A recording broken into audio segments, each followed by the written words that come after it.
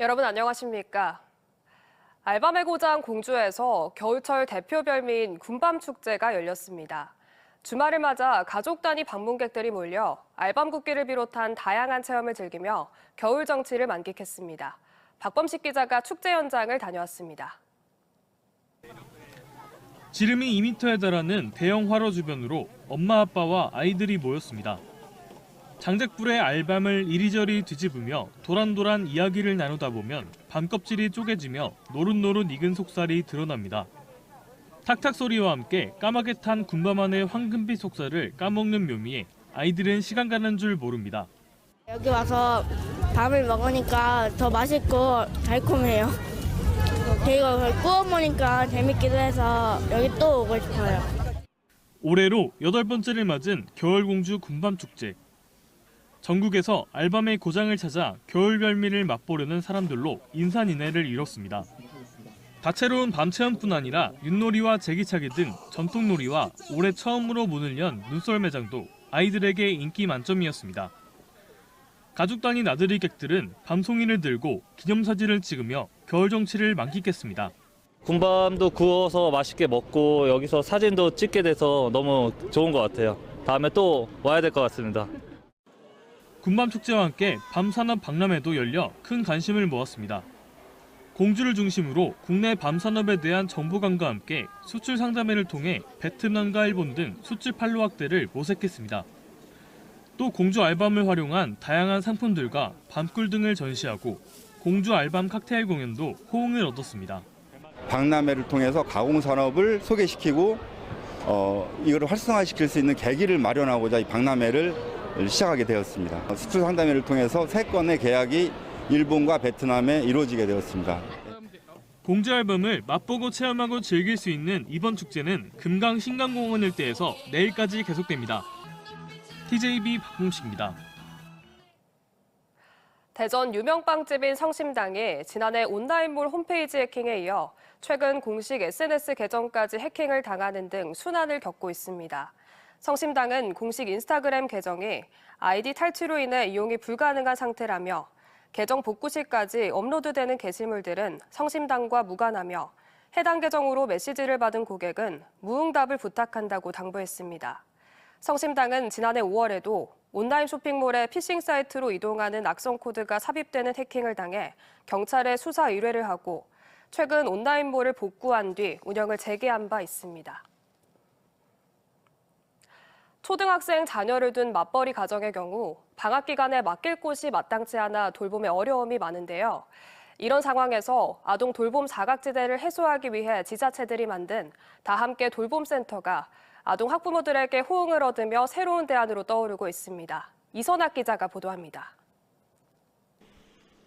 충남 아산시가 운영하는 다함께 돌봄센터입니다. 방학을 맞은 초등학생들이 모여 수업을 듣고 있습니다. 저학년부터 고학년까지 연령층이 다양하다 보니 모두가 함께할 수 있는 놀이체육이나 독서, 과학과 문화체험 등 평소 학교에서 접하기 어려운 체험학습 위주로 진행됩니다. 학기 중에는 방과 후부터 저녁 7시까지, 방학 기간에는 오전 9시부터 오후 6시까지 운영합니다. 체계적으로 아이들한테 체험할 수 있는 수업을 저희가 진행을 하고 있고요. 그다음에 연령은 저희가 저학년 위주로 하기 때문에 1학년부터 3학년이 가장 많습니다. 맞벌이 가정의 경우 방학 기간에 아이들을 학원에 보내도 공백 시간이 많아 돌봄에 어려움이 많았는데 거주지 인근에 돌봄센터가 생기면서 큰 걱정을 덜었습니다. 맞벌이다 보니까 여기서 교육 프로그램도 자유롭게 해주시고 아이들한테 사회성이나 또래 친구들하고 어울려서 할 수 있는 프로그램 너무 잘해주셔서 감사합니다. 다함께 돌봄센터는 지자체가 설립해 지원하는 아동복지시설로 현재 아산시에는 지난 2021년 1호점을 시작으로 지금까지 모두 7곳에서 운영 중입니다. 다른 도시에 비해 젊은 층 인구 비중이 높고 대규모 아파트 단지도 속속 들어서고 있는 만큼 큰 호응을 얻고 있습니다. 청년 부모들이 안심하고 자녀를 키우기 위한 노력을 하고 있으며 또한 지역 사회 협동조합과 이런 지역 사회 연합해서 다양한 그런 돌봄 정책을 추진하겠다는 말씀을 드리겠습니다. 아산시는 젊은 층 인구 유입이 늘어나는 상황에서 안정적인 돌봄센터 운영이 출산율도 높일 수 있다고 보고 수요 조사를 통해 지속적으로 돌봄센터 설치를 확대해 나갈 계획입니다. TJB 이선학입니다. 충남도가 설 명절을 앞두고 중소기업들의 경영난 해소를 위해 50억 원의 특별 경영 안정자금을 지원합니다. 지원 대상은 도 정책자금인 제조업 경영 안정자금을 대출받은 업체 가운데 금융기관과 약정한 대출기간이 종료되지 않은 기업으로 업체와 은행 간 약정 대출 금리의 2%포인트를 최대 1억 원 한도 내에서 지원받을 수 있습니다. 지원을 희망하는 업체는 충남경제진흥원 중소기업 자금 시스템 누리집과 전화 등을 통해 오는 20일부터 24일까지 신청하면 됩니다. 흔히 식중독은 덥고 습한 날씨인 여름철에 발생한다고 생각하는 경우가 많은데요. 하지만 겨울철에도 식중독균인 노로바이러스 등에 감염되는 경우가 많아 관리소홀로 더욱 쉽게 노출될 수 있어 주의가 필요합니다. 김종엽 객관의학 전문기자가 겨울철 대표 식중독균 노로바이러스 예방관리법을 설명해드립니다.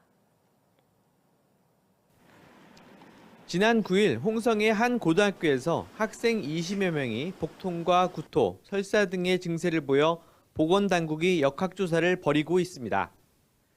식중독이나 장염을 일으키는 노로바이러스가 원인으로 추정됩니다.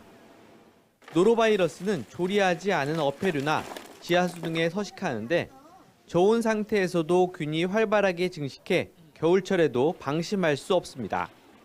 실제로 1월 첫째 주에만 369명이 노로바이러스에 감염됐는데 전주에 비해 25% 넘게 늘어 겨울철 확산세가 가파릅니다. 특히 0세부터 6세 사이 영유아 발생률이 전체 60% 가까이 차지하고 있어 어린이집이나 유치원 등 집단 감염에 대한 각별한 주의가 필요합니다. 최근 5주간 노로바이러스 감염 환자가 2배 이상 증가하고 있습니다. 노로바이러스는 최대 영하 20도에서도 생존할 수 있기 때문에 겨울철 생굴 같은 어패류에서 서식할 수 있어서 주의가 필요합니다. 노로바이러스에 감염되면 구토와 설사를 시작으로 두통과 발열, 근육통이 나타나고 합병증으로도 이어질 수 있습니다.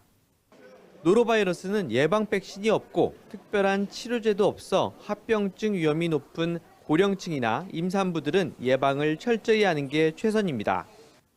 굴과 홍합 같은 어패류는 섭씨 85도 이상에서 1분 이상 반드시 익혀 먹고 외출한 뒤에는 비누 등 세정제로 손을 씻는 등 개인위생이 무엇보다 중요합니다.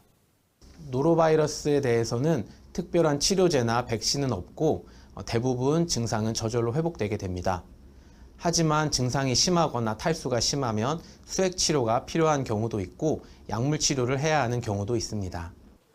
아울러 구토나 설사로 인해 탈수증이 올 수 있는 만큼 이온 음료 등을 통해 수분을 보충하고 설탕이 많이 든 탄산음료나 과일 주스는 피하는 것이 좋습니다. 가족 중에 노로바이러스 감염 환자가 발생했다면 집안에서 생활 공간을 철저히 분리하고 증상이 사라지더라도 이틀 정도는 외출을 자제하는 게 좋습니다. TJB 닥터리포트 김종엽입니다. 오늘 새벽 1시 29분쯤 대전 서구 갈마동의 국민생활관 인근 도로에서 택시와 오토바이가 충돌했습니다. 이 사고로 오토바이 운전자 50대 남성이 다리와 팔 등을 다치고 오토바이가 모두 불에 탔습니다. 경찰은 직진하던 오토바이와 좌회전에 도로에 들어오던 택시가 충돌해 사고가 난 것으로 보고 정확한 사고 경위를 조사 중입니다. 어제 오후 6시 48분쯤 금산군 금성면 상가리의 한 단독주택에서 불이 나 25분 만에 꺼졌습니다. 이보다 앞선 오후 2시 10분쯤에는 금산군 부리면 현내리의 한 단독주택에서 불이 나 30분 만에 꺼졌습니다. 이 화재로 인명피해는 없었지만 주택 한 동 112제곱미터와 가재도구 등을 태워 900만 원의 재산 피해가 났습니다. 소방당국은 불이 화목난로에서부터 시작된 것으로 보고 정확한 화재 원인을 조사 중입니다. 어제 오후 8시 58분쯤 대전 유성구 구룡동의 제약사 원부자재 공장 공사 현장에서 불이 나 57분 만에 꺼졌습니다. 이 화재로 인명피해는 없었지만 컨테이너 6개가 전소됐고 컨테이너 2개 일부분이 소실됐습니다. 소방당국은 오늘 재감식을 통해 정확한 화재 원인을 조사하고 있습니다. 충남도가 자체 개발한 프리지아 신품종 골드문의 경제적 파급 효과가 200억 원이 넘을 것으로 나타났습니다. 충남농업기술원은 육종 전문가, 농업 경영 전문가와 협업해 개발한 골드문이 142억 원의 생산 유발 효과와 64억 원의 부가가치를 유발시킬 것으로 분석했습니다. 지난 2016년 최초 개발에 성공한 골드문은 노란색의 겹꽃으로 향이 매우 강하고 자구 증식률이 우수한 게 특징입니다. 지난해 세종에서 발생한 심정지 환자의 21%가 구급대원의 심폐소생술 덕분에 목숨을 구한 것으로 나타났습니다. 이는 전국 평균 10.9%를 상회하는 수치로 세종은 2023년에 이어 2년 연속 전국 1위를 달성했습니다. 세종 소방본부는 2017년 40%에 불과했던 구급 차량 3인 탑승률을 지난해 말 100%로 끌어올리며 응급환자 전문 처치가 가능하게 된 바 있습니다. 대전시가 다음 달 21일까지 비영리 민간단체 공익활동 지원사업 참여단체를 공개 모집합니다.